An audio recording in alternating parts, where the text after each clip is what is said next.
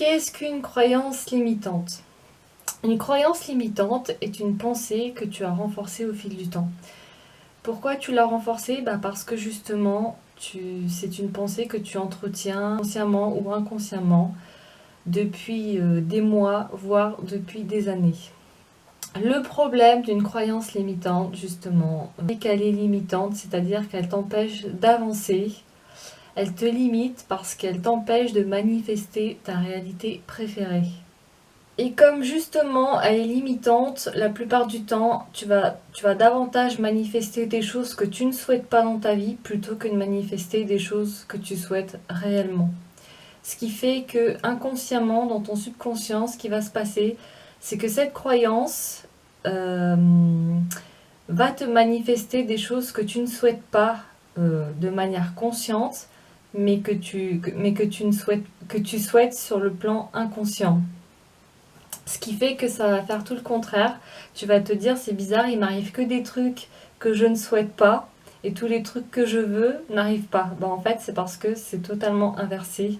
Ce que tu souhaites consciemment ne se manifeste pas et ce que tu ne souhaiterais pas en réalité, donc de manière consciente, va quand même se manifester parce que c'est ton subconscient qui va le demander. Et le problème, c'est que la majorité des gens ne se rendent pas compte de ce phénomène et du coup, lorsqu'ils vont essayer de réaliser des choses qu'ils souhaitent au plus profond d'eux, utiliser par exemple la loi de l'attraction, et quand ils vont l'utiliser, ils vont forcément penser que ça ne fonctionne pas parce qu'ils vont penser à quelque chose qu'ils veulent et ils vont pendant des semaines et des mois et ça ne va pas fonctionner. Pourquoi? Non pas parce que la loi de l'attraction ne fonctionne pas, elle fonctionne parfaitement, mais ce qu'il faut prendre en compte, c'est les croyances limitantes. C'est les croyances limitantes qui vont bloquer la manifestation de ce que tu veux réellement dans ta vie. Donc pour ça, c'est impératif de te rendre compte des croyances qui te bloquent pour manifester ce que tu veux. En soi, expliquer comme ça peut paraître très très compliqué, alors que finalement ça ne l'est pas, dans le sens où en fait tu peux supprimer une croyance limitante, tu n'es pas obligé de la subir toute ta vie. Ton subconscient, c'est comme un disque dur interne d'un logiciel informatique. C'est-à-dire qu'un développeur web, un codeur web, peu importe comment ça s'appelle, il a le choix de mettre les données informatiques, de coder ce qu'il veut pour rentrer les informations dans l'ordinateur de manière à ce que le logiciel réponde à sa demande et et fonctionne comme il a envie de fonctionner. Il faut savoir que ton subconscient fonctionne exactement de la même manière. Tu peux conditionner ton subconscient euh, à ta guise, à ta volonté. Alors, ça se fait pas en un claquement de doigts, hein. C'est quelque chose qui s'apprend, c'est quelque chose qui s'exerce. C'est un entraînement quotidien. C'est c'est comme du sport. Si tu as envie de rester musclé, et au bout d'un moment, il va falloir que tu fasses les efforts nécessaires pour être musclé. Si tu as envie de progresser dans un domaine, il va falloir forcément que tu y mettes de la volonté et que tu t'entraînes et que tu apprennes. Et pour ton subconscient, c'est exactement de la même manière. Si tu veux réaliser quelque chose qui est important pour toi et que tu as des croyances limitantes qui te bloquent, tu seras obligé d'aller chercher ces croyances limitantes et de travailler dessus pour les débloquer. Tu n'as pas le choix. Et pour ce faire, tu as le choix, donc tu as plusieurs possibilités. Tu as les méditations guidées, tu as les affirmations positives que tu te répètes quotidiennement jusqu'à ce que ça soit ancré, que ça devienne normal. Tu as aussi l'hypnose qui est très efficace puisque ça va directement au cœur de ton subconscient et du coup tu intègres les informations que tu veux. Et il y a peut-être même d'autres possibilités dont je n'ai pas connaissance. Mais en tout cas, c'est possible de changer et de reconditionner ton subconscient à ta guise. Moi, je sais personnellement que c'est quelque chose que je fais aussi depuis des années et ça fonctionne très bien. Alors je dis pas que c'est facile parce qu'il y a des croyances qui sont assez, on va dire, coriaces et qui sont compliquées à faire sauter. Mais encore une fois, ce n'est pas impossible. Donc c'est possible, c'est faisable, même si ça peut paraître un peu compliqué pour certaines choses, c'est tout à fait possible. Et de plus, si tu n'y arrives pas tout seul, tu peux très bien toujours demander de l'aide là-haut parce que on va t'aider à faire ce qu'il faut pour faire sauter ce que tu as besoin, puisqu'ils sont là pour t'aider à avancer dans ton cheminement. Donc si ta croyance limitante t'empêche d'avancer dans ton cheminement, forcément tu vas recevoir l'aide nécessaire dont tu as besoin. Et bien sûr, évidemment, tu connais le contenu de la chaîne puisque tu es tombé dessus, donc tu sais parfaitement que la foi est la base de tout et que si tu n'y crois pas, forcément, ça ne marchera pas.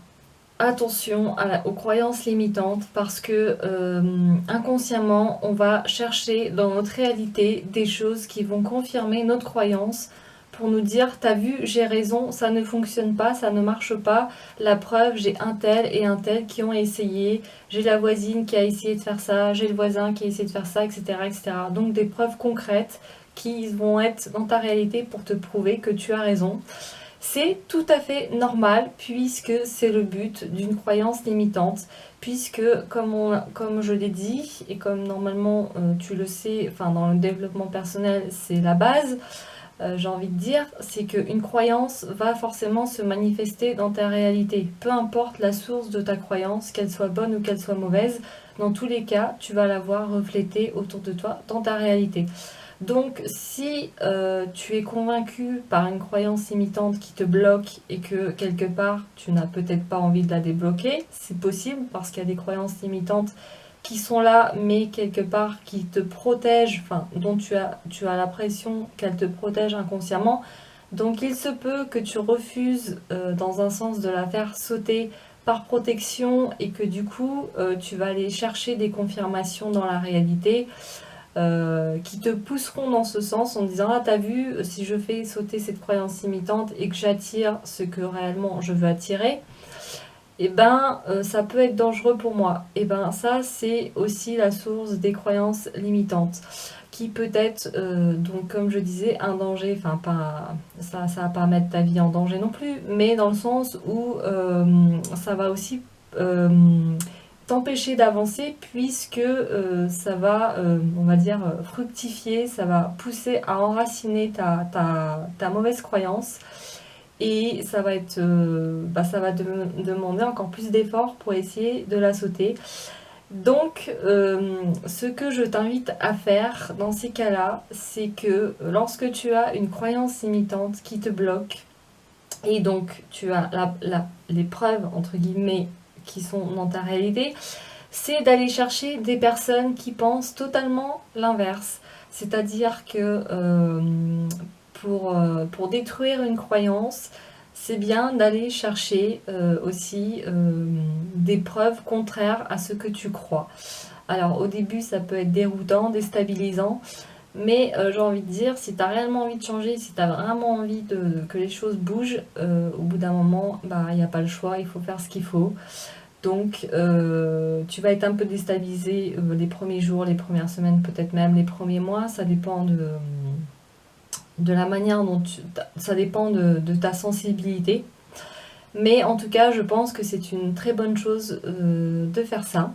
Tu vas également agir en fonction de tes croyances limitantes. Donc forcément, dès que tu vas essayer de faire une action qui est en lien avec ce que tu as envie de manifester, tu vas avoir ton mental qui va réagir, qui va te manifester cette croyance limitante pour t'empêcher d'avancer aussi. Donc c'est quelque chose d'assez spécial et d'ailleurs je pense que c'est fortement recommandé de travailler sur ce genre de choses avec un spécialiste si tu commences le développement personnel. Si tu as l'habitude, tu peux le faire par toi-même, mais bien souvent on a besoin d'un petit coup de pouce, soit par un psychologue, soit par un coach de développement personnel, soit par des vidéos de développement personnel, etc., etc. Enfin, de toute façon, si tu demandes de l'aide, que ce soit autour de toi ou... enfin, la meilleure aide possible pour moi, c'est toujours de demander là-haut, donc à ses anges, et du coup, tu seras forcément amené vers l'aide qui te sera la plus appropriée pour avancer. Mais c'est vrai que c'est pas un travail facile à faire tout seul, puisque je pense qu'il faut vraiment avoir l'habitude et avoir la volonté et l'envie nécessaire pour vraiment le faire. Je sais que je fais ça depuis des années, comme je le disais. Au début, j'ai commencé avec un coach de développement personnel. Après, maintenant, je fais ça toute seule parce que je suis tellement habituée que c'est quelque chose que je connais par cœur, c'est quelque chose que je sais parfaitement comment ça fonctionne. Donc j'ai très rarement besoin d'une aide extérieure. Ça m'arrive quand j'y arrive pas, mais en général, moi je compte toujours sur la haut. On va dire que, enfin c'est pas on va dire, c'est clair. Enfin c'est ma foi qui m'aide et rien d'autre. Et donc parfois on me met sur mon chemin des personnes qui puissent m'aider à débloquer ce que j'ai à débloquer, mais ça devient de plus en plus rare puisque je ne compte que sur l'énergie divine, que sur l'Esprit Saint pour me débloquer ce dont j'ai à débloquer et ça me suffit amplement. Voilà, donc, mais si tu as besoin d'une aide extérieure, c'est tout à fait possible de te faire aider. Les aides ne sont pas faites pour les gens qui sont hyper mal, etc. Même quelqu'un qui va très bien peut très bien avoir besoin d'une aide. C'est pas une honte. Bien au contraire, c'est très bien. Et en tout cas, j'espère que cette vidéo t'aura été utile et qu'elle aura pu au moins t'aider un petit peu. Et sur ce, je te retrouve pour une prochaine vidéo. À bientôt!